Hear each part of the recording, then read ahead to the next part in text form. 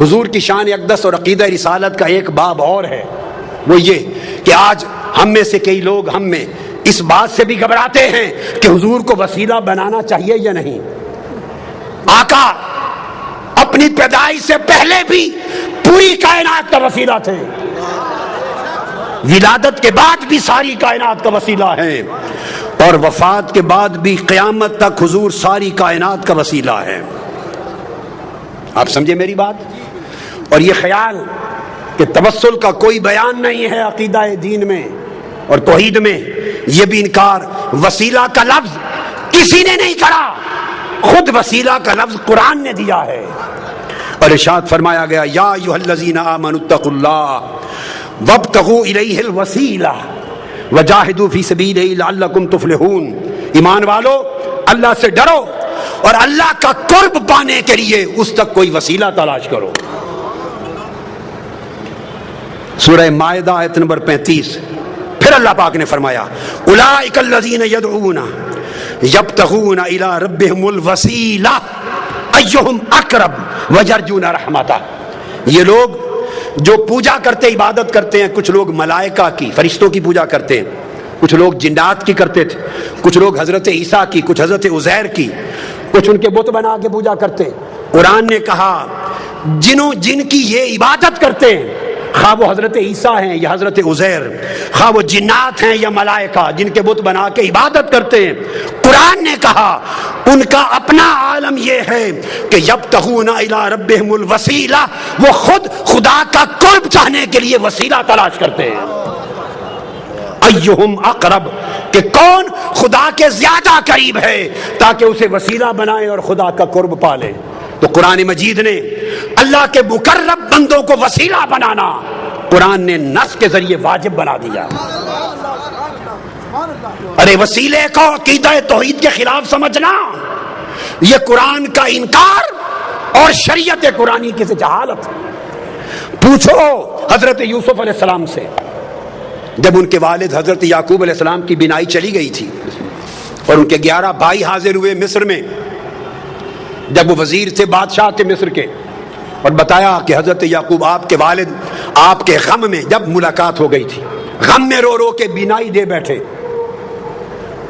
اب قرآن کہتا ہے جب پتہ چل گیا کہ بینائی چلی گئی تو کیا کرتے؟ یوسف علیہ السلام ہاتھ اٹھا کے دعا کرتے، عرض کرتے باری تعالیٰ میرے والد حضرت یعقوب کی بینائی لوٹا دے۔ آج صرف یہی طریقہ بتایا جاتا ہے نا، صرف یہ۔ تو یوسف علیہ السلام نے یہ کام نہیں کیا، کہہ سکتے تھے اللہ کے پیغمبر سے بہتر توحید کو کون جانتا ہے؟ کرتے باری تعالیٰ میرے باپ یعقوب کو بینائی دے دے۔ حضرت یعقوب علیہ السلام خود نبی ہیں، خود نبی، وہ خود دعا کرتے مولا مجھے بینائی دے دے۔ نہ حضرت یعقوب نے خود براہ راست دعا کی، نہ حضرت یوسف علیہ السلام نے کی۔ تو کیا کیا؟ جب پتا چلا کہ بینائی چلی گئی، اپنا قمیض اتار کے دے دیا۔ قمیض اتار کر قرآن کہتا ہے اذهبوا بقمیصی ھذا فالقوه علی وجه ابی یأت بصیرا فلما ان جاء البشیر فالقاه علی وجهه فارتد بصیرا۔ اپنا قمیض اتارا جو حضرت ابراہیم علیہ السلام کے وقت سے ان کے پاس چلا آتا تھا، اتار کے قمیض دیا اور کہا یہ میرا قمیض میرے والد حضرت یعقوب کے چہرے آنکھوں پہ رکھنا، اس کے وسیلے سے بینائی آ جائے گی۔ قرآن بول رہا ہوں، پر وہ قرآن بتاتا ہے کہ جب وہ قمیض لے کے بھائی آیا، حضرت یعقوب کے چہرے پہ رکھا، حضرت یوسف کے قمیض کے وسیلے سے بینائی لوٹ آئی۔ اب وسیلے کا انکار کرنا دو پیغمبروں کی سنت کا انکار ہے اور قرآن مجید کی نص کا انکار ہے۔ یہ کیسی جاہلانہ توحید ہے جو تمہیں وسیلے سے دور لے جا رہی ہے۔ ارے وسیلہ مصطفیٰ کے بغیر تو آپ کے ہمارے باپ حضرت آدم کی توبہ بھی قبول نہ ہوتی۔ آقا علیہ السلام کی اپنی سنت دیکھیے کیا ہے، اپنی سنت آقا علیہ السلام کی، کہ حضور خود بھی وسیلے سے دعا کرتے۔ سبحان اللہ۔ میں آپ کو حدیث دے رہا ہوں، اور یہ حدیث دے رہا ہوں، آج تک کسی محدث نے آقا کی اس دعا کی روایت کو رد نہیں کیا، رد نہیں کیا۔ اور وہ دعا کیا ہے کہ سیدنا علی المرتضیٰ کرم اللہ وجہ الکریم کی والدہ ماجدہ جب وفات پا گئی، حضرت فاطمہ بنت اسد بن ہاشم آقا علیہ السلام کی چچی تھی، پالا تھا، پیار کیا تھا، وفات ہو گئی جب تو آقا کو بڑا غم تھا، ان کی قبر کھودی مولا علی المرتضیٰ کی والدہ حضرت فاطمہ بنت اسد، جب قبر کھودی تو آقا علیہ السلام خود قبر میں لیٹ گئے، پھر ان کو لحد میں اتارا گیا، لحد میں اتار کر جب اتار چکے تو آقا علیہ السلام نے خود قبر پہ کھڑے ہو کے دعا کی۔ اب جو دعائے مصطفیٰ حضرت فاطمہ بنت اسد ام علی مرتضیٰ کی قبر پر آقا نے کی ہے وہ دعا سنیے۔ اس کے بعد وسیلہ مصطفیٰ کا انکار کرنا، اس کو چاہیے کہ دین اسلام چھوڑ دے، وہ بے ایمان۔ کسی محدث نے اس کو رد نہیں کیا، آپ نے دعا کی اور دعا کی اللہم اللذیم اللہ الذی یحیی و یمیت وہو حی لا یموت اغفر لأمی فاطمہ بنت اسد ولقنہا حجتہا، اے اللہ جو زندہ اور سلامت ہے اور قائم و دائم ہے، جو فوت نہیں ہوتا، میری ماں فاطمہ بن اسد کی بخشش فرما، اس کو اس کے کلمہ کی تلقین فرما، اور آگے وَوَسِّعْ عَلَيْهَا مَدْخَلَهَا، اس کی قبر کو اس پر وسیع کر دے، بے حق کے نبی کا، تجھے تیرے نبی محمد مصطفیٰ کا وسیلہ۔ آقا علیہ السلام دعا کر رہے ہیں، فرمایا وَسِّعْ عَلَيْهَا مَدْخَلَهَا بِحَقِّ نَبِيِّكَ، بالا باری تعالیٰ تجھے میرا واسطہ، میرا وسیلہ، محمد مصطفیٰ کا وسیلہ، اس کی قبر کو وسیع کر دے۔ والانبیاء الذین من قبلی، اور ان سب نبیوں کا واسطہ وسیلہ جو مجھ سے پہلے ہوئے۔ اب یہ کہنا کہ اس طریقے سے دعا کرنا جائز نہیں کہ نبی کے واسطے سے بخش دے، نبیوں کے واسطے سے بخش دے، فلاں کے وسط کے وسیلے سے بخش دے، ایسا اگر کوئی شخص کہے تو اس سے بڑا جاہل کوئی نہیں ہے قرآن اور حدیث کا۔ آقا علیہ السلام نے سنت بنایا، اس حدیث کو سنیے، امام طبرانی نے روایت کیا، امام ابو نعیم نے روایت کیا، امام حیثمی نے روایت کیا، امام ابن حبان نے روایت کیا، امام حاکم نے روایت کیا، اور کہا رجال الصحیح ہیں، اس حدیث کے رجال سند صحیح ہے۔ یہ آقا علیہ السلام نے خود اپنے وسیلے سے دعا کی۔ ارے جب آقا علیہ السلام کی ولادت بھی نہ ہوئی تھی، حضرت عمر فاروق رضی اللہ تعالیٰ عنہ روایت کرتے ہیں، سرکار فاروق اعظم، اور اس حدیث کو امام حاکم نے روایت کیا، امام بیہقی نے، اور امام حاکم نے کہا ھذا حدیث صحیح الاسناد۔ پھر اس حدیث کو حافظ ابن کثیر نے روایت کیا، علامہ امام سیوطی نے روایت کیا، علامہ ابن تیمیہ نے روایت کیا، مجموع الفتاوی جلد 2 صفحہ 151، علامہ ابن تیمیہ نے، اور اس روایت کو بیان کر کے جرا نہیں کی، اس کو کہا کہ یہ حدیث دیگر حدیث سیاح کی قرآنی آیات کی طرح تفسیر کرتی ہے، مقبول قرار دیا۔ سیدنا فاروق اعظم نے کہا کہ آقا علیہ السلام نے فرمایا، آدم علیہ السلام جب زمین میں آئے تو دعا کی، یا رب اسألک بحق محمد لما غفرت لی، میں تجھے واسطہ محمد مصطفیٰ سے بخشش مانگتا ہوں۔ اللہ نے فرمایا فقد غفرت لک ولولا محمد ما خلقتک، آدم تو نے مصطفیٰ کا وسیلہ پیش کیا ہے، میں نے تیری خطا معاف کر دی، اگر محمد نہ ہوتے تو تجھے بھی پیدا نہ کرتا۔ میں نے اختصار سے بتا دیا، اور اس کو میں نے کہا کہ ابن تیمیہ نے بھی تک نے اس کی تصریح اور تائید کی، اور امام طبرانی نے حدیث سے صحیح کے ساتھ تائید کی۔ اب میں اگلا حوالہ دے رہا ہوں، عبداللہ ابن عباس روایت کرتے ہیں، قرآن مجید کی آیت ہے، قرآن مجید کہ بنی اسرائیل جب لڑائی کرتے تھے اوس اور خزرج کے مقابلے میں یا کفار کے مقابلے میں، تو فتح یابی کے لیے آقا علیہ السلام کا وسیلہ پیش کرتے تھے۔ اس کو قرآن نے بیان کیا کہ آقا علیہ السلام کے وسیلے سے کفار پہ مدد طلب کرتے تھے۔ عبداللہ ابن عباس روایت کرتے ہیں ان یہود کانوا یستفتحون علی الاوس والخزرج برسول اللہ قبل مبعثہ، حضور کی بعثت سے پہلے اوس و خزرج پر فتح یابی کے لیے یہود حضور کے وسیلے سے دعا کرتے تھے۔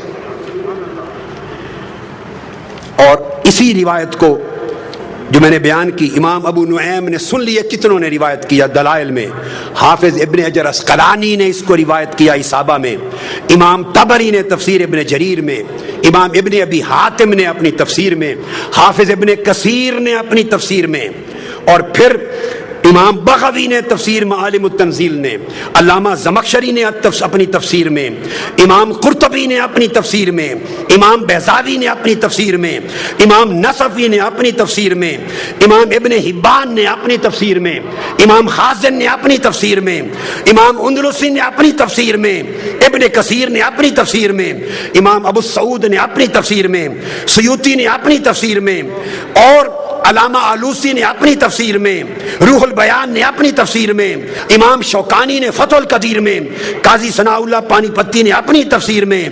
الغرض جو تفسیر دنیا کی ائمہ کی اٹھائیں، کسی ایک مفسر نے 1200 سال کے ذخیرہ تفسیر میں اس کا انکار نہیں کیا، ہر ایک نے بیان کیا۔ آج کوئی شخص کیا جرت رکھتا ہے کہ قرآن کی اس آیت کی تفسیر کا انکار کرے جسے 1400 سال تک ہر امام تفسیر نے اور ہر محدث نے اس کو بیان کر کے اس پر اعتماد کیا۔ حضرت معاذ نے کہا، یہود کو پکڑ لیا، حضرت بشر بن البراء نے پکڑ لیا اور کہا یہودیوں ہم جب مشرک تھے تم حضرت محمد مصطفیٰ کا وسیلہ دے کر ہم سے فتح مانگتے تھے اللہ سے اور فتح یاب ہوتے تھے، آج ہم ان پر ایمان لے آئے تم منکر ہو گئے۔ اتنا معروف قرآن کا حکم امام بہقی نے، امام طبری نے، ابن حاتم نے۔ الغرض اگر میں 500 کتب کا حوالہ دوں تو 1200 سال میں 500 تفسیریں حدیثیں پر جائیں۔ کون انکار کر سکتا ہے سوائے اس شخص کے جو جاہل ہے، جس نے عربی کتابیں کبھی کھول کے نہیں دیکھی، جس کو 2 سطریں پڑھنی نہیں آتی اور وہ لوگوں کے سامنے عقیدہ بیان کرتا ہے۔ پھر اس کے بعد آقا علیہ السلام نے حکم دیا، جو تو عمل تھے۔ حضور علیہ السلام کی بارگاہ میں ایک نابینا شخص آیا، عثمان بن حنیف روایت کرتے ہیں، عرض کیا یا رسول اللہ میں نابینا ہو گیا ہوں، دعا کر دے میری بینائی آ جائے۔ مختصر کر رہا ہوں۔ آقا نے فرمایا چھوڑ دوں آخرت کے لیے اچھا ہے یا کر دوں؟ نہیں آقا دعا کر دے ٹھیک ہو جاؤں۔ میرے آقا نے فرمایا پھر میں دعا نہیں کرتا، تمہیں دعا سکھاتا ہوں تاکہ قیامت تک میری امت کو دعائے وسیلہ مل جائے۔ دعائے وسیلہ تاجدار کائنات نے سکھائی۔ کون ہے مصطفیٰ کی سکھلائی ہوئی دعائے وسیلہ کا جو انکار کرے؟ آقا نے فرمایا گھر جا، وضو کر دو، نفل پڑھ اور یوں دعا کرنا، اللہم انی اسألک واتوجہ الیک بمحمد نبی الرحمت یا محمد، پکارنا میرا نام لے کر، انی قد توجہت بک الی ربی فی حاجتی ہذہ لتقضی اللہم فشفع فی، دعا کرنا ہے اللہ میں تجھ سے سوال کرتا ہوں اور تیری بارگاہ کی طرف متوجہ ہوتا ہوں، نبی رحمت حضرت محمد مصطفیٰ کے وسیلے سے، حضور کے واسطے سے۔ یہ کہہ کر آقا نے فرمایا پھر مجھے پکارنا، کہنا یا محمد۔ آج لوگ کہتے ہیں کہ حضور کو پکارنا جائز نہیں۔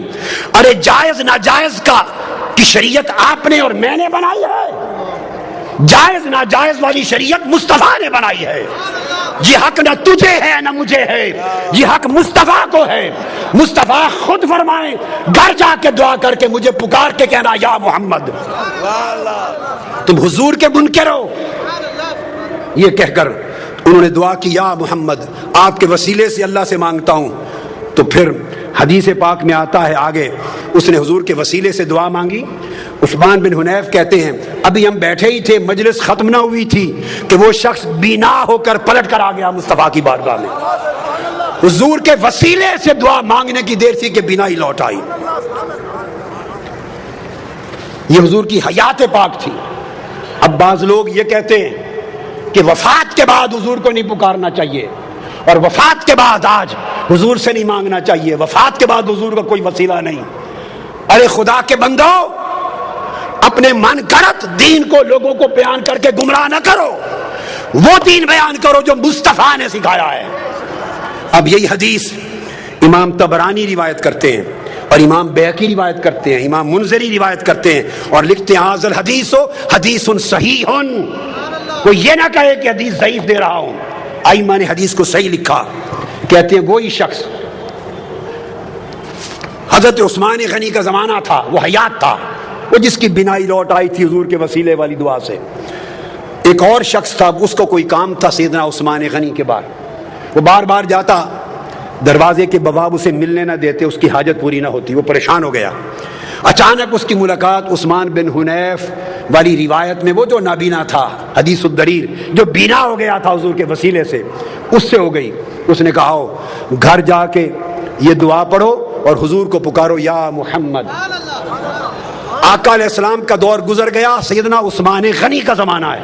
उसने फिर दुआए वसीला पढ़ी, या मोहम्मद पुकारा, पुकार के पलटा, उस सैयदना उस्मान गनी के दरवाजे पर गया ही था, जो बवाब उसे खड़ा नहीं होने देता था, उसने बाजू पकड़ा और उस्मान गनी की कुर्सी के साथ जाके बिठा दिया, वहीं उसका काम हो गया। और मुहद्दिसीन फरमाते हैं कि इससे साबित हुआ कि क़यामत तक जब हाजत हो तो वसीला मुस्तफ़ा की इन कलिमात के साथ दुआ की जाए।